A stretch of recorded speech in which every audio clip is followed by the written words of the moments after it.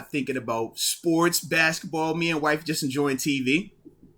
And I wake up to an alert from USA Today that reads LeBron James and the Lakers officially eliminated from the play-in, from the playoffs.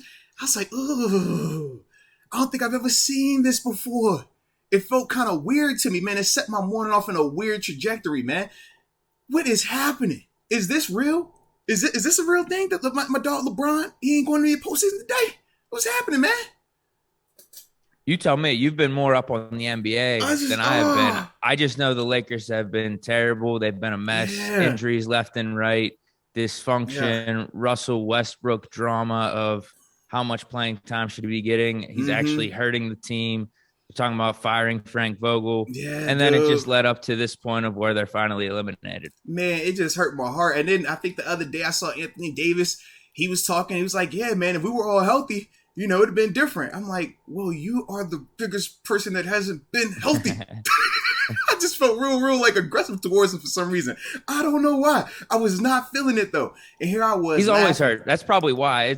It'd be different if this was just a one-time thing. Yeah.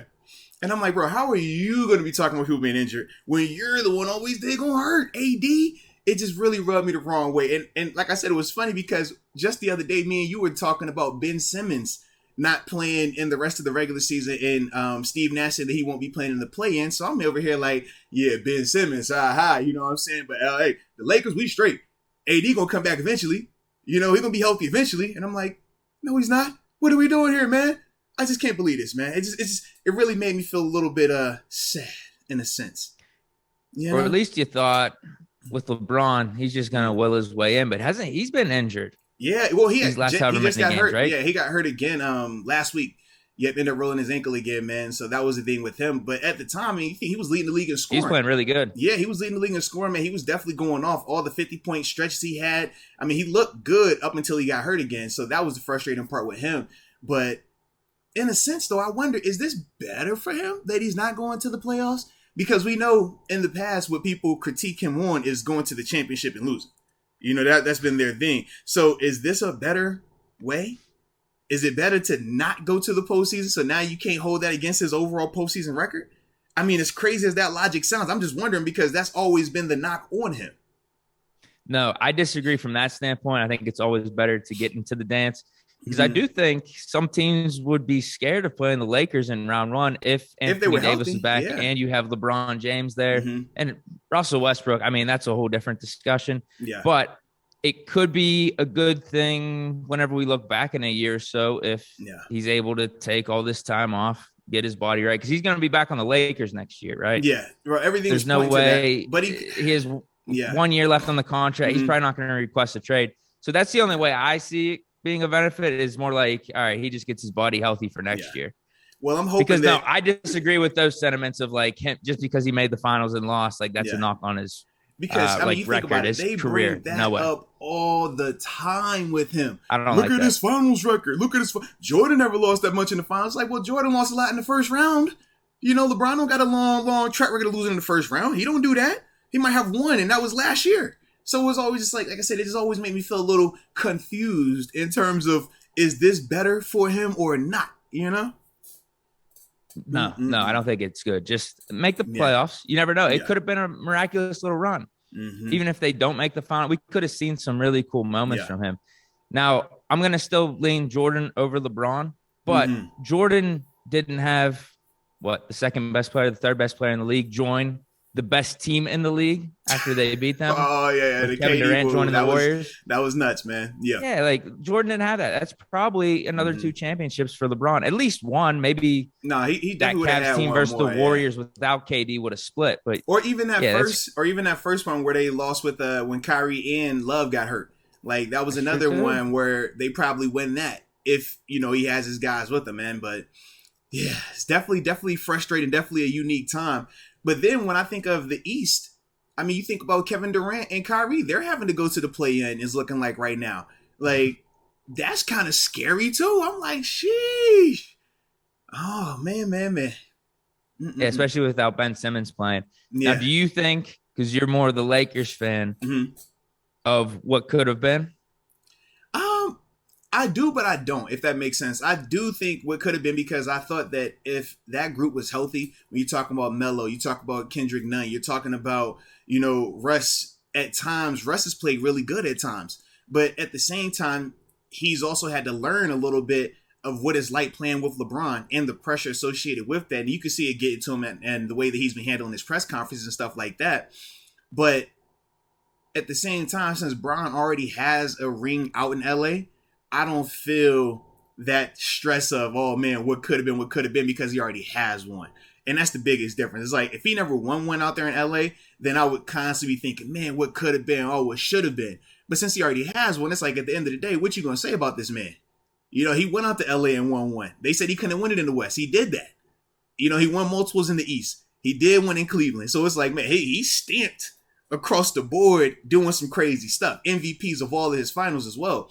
So I'm like, man, Bron is still good. So I don't really get caught up in the what if, with this year. It's just frustrating when I think of my man AD, or as Sir Charles Barkley likes to call him, street clothes. Because there you go, man. Street clothes, man. You hurt me this year, bro. He hurt me. He's supposed to be the one taking over. He was supposed to become the alpha of that team, and Bron could age like a fine wine. But instead, Bron had to kick in an overdrive again. Like, I don't want Bron lead the league in scoring at this age. He don't need to.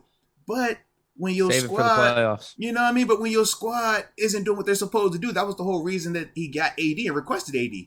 Because AD was supposed to be that person for him. But it just turned out that, it wasn't. So. You're the GM. What moves you making? Man, I think I might Are have you to go. trading AD, trading Westbrook? I don't know how you're trading Westbrook. I don't really want to trade Westbrook. I think that, down the stretch, he started to get acclimated to playing with LeBron, and it started to work a little bit better. I think the two things you need, though, you need more consistent shooting to space the floor out for Russ. But at the same time, as much as I don't want to move AD because he's still a top 15 player when healthy, the problem is he's never healthy. So I'm kind of cool with moving him, because I do think he has the most, that you'll be able to get back in terms of assets, whether you're talking picks or players. And like I said, he's just never available to me. So even though he's a great talent, if the guy's never out there, it doesn't matter.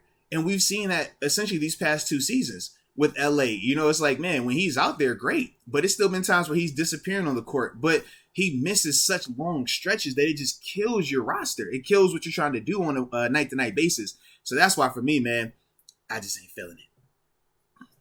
What would you do, though? You try to? Well, so what you're saying is you would try to. I would. But if the value's not there, you just keep them. Yeah. But I think probably heading into this season, will be there, though. You think it will be? So, all right, you're going to move him. Like, before the season, you probably could have traded him for, Towns.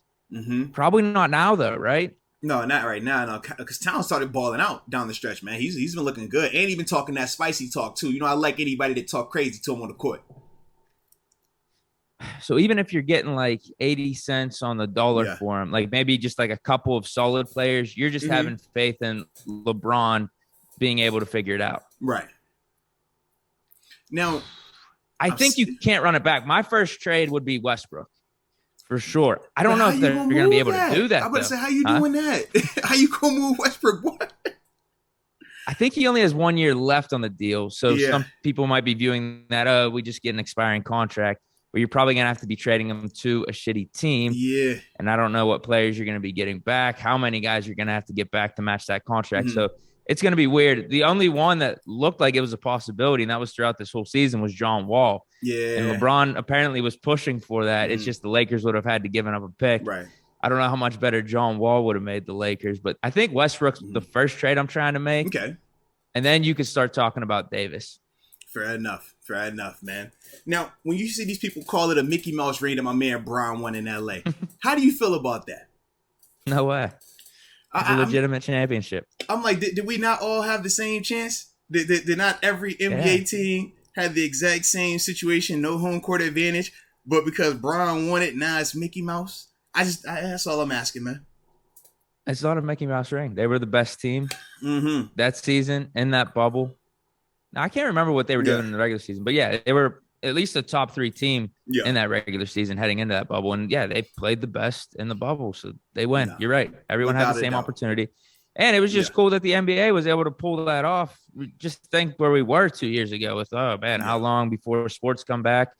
And those games were awesome. No, they were, Not bro. even just dope. like any of the Lakers games. They were all awesome. Think of the Luka versus Clippers series. And then you had the Dame Lillard. Think about what Dame was doing. Yeah. Then you had Nuggets, Jazz, Donovan Mitchell versus Jamal Murray going off. It was crazy. You're right. Damian Lillard had some games too. And there was some fun stuff in the East with the Heat going on a little run too. I thought the NBA bubble was great. I don't think it diminishes his ring at all. No way. Not at all. So stop hating on him.